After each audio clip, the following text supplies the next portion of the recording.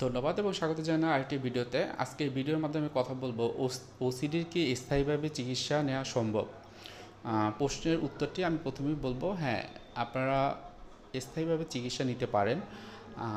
তবে চিকিৎসার ধরন অনুযায়ী এর স্থায়িত্ব কিন্তু নির্ভর করবে।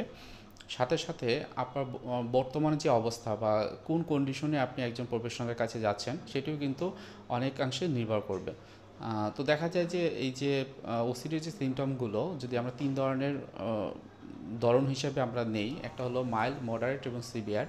আপনার ইস্যুটা যদি মাইল্ড টু মডারেট লেভেলে থাকে তাহলে দেখবেন যে এটা অনেক দিন ধরে চিকিৎসা নিতে হবে এমন না, আপনার কাউন্সেলিং বা সাইকোথেরাপির মাধ্যমেই স্থায়ীভাবে ওসিডির যে সিমটমগুলো কমিয়ে ফেলতে পারেন।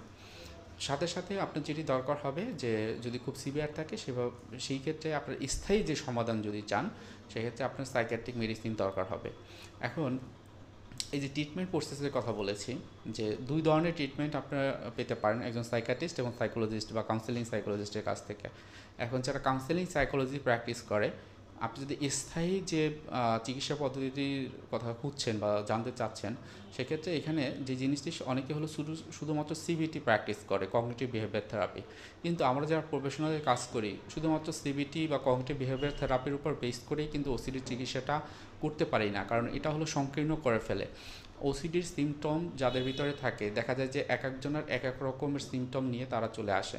তাদের এই সিমটম বেসিস যে কারণগুলো সেগুলো কিন্তু আলাদা আলাদাভাবে থাকে। সুতরাং আমরা শুধুমাত্র বলতে পারি না যে শুধুমাত্র সিবিটি দিয়ে এই পেশেন্টকে আমি ভালো করে ফেলবো বা একটা স্থায়ী একটা সমাধান তার লাইফে চলে আসবে। সেক্ষেত্রে আমাদের অন্যান্য বিভিন্ন রকমের থেরাপিউটিক টেকনিকগুলো কিন্তু অ্যাপ্লাই করতে হয়।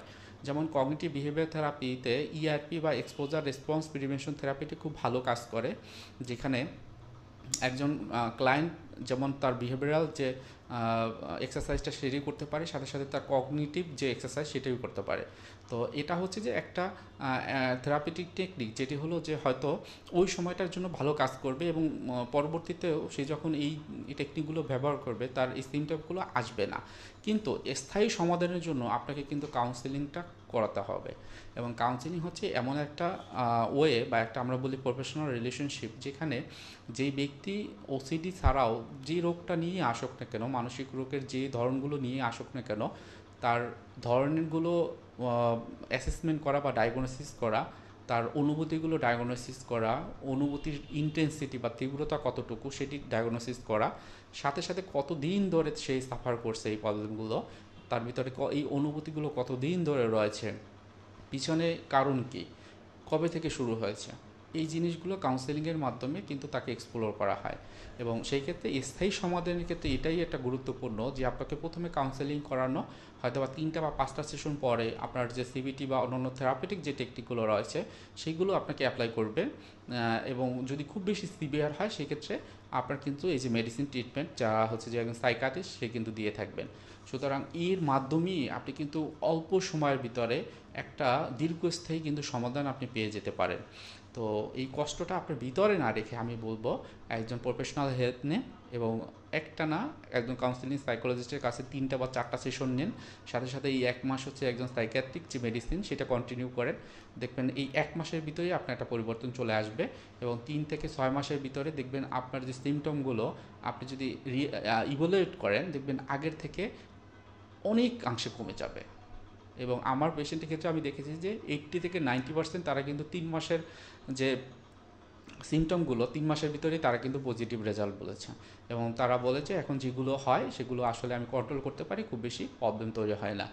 সো ট্রিটমেন্ট রয়েছে, আপনার ট্রিটমেন্ট নেবেন, এটাই আমার আশা এবং প্রত্যাশা।